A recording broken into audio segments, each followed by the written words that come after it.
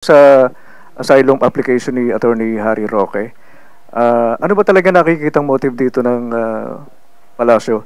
Do you see this as a tactic of Attorney Roque para makiiwas doon sa mga criminal proceedings as what was stated in a petition filed by a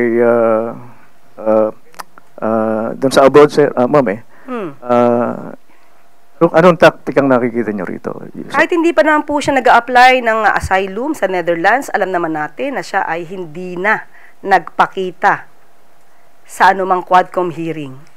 Siya ay umalis sa Pilipinas at hindi na bumalik.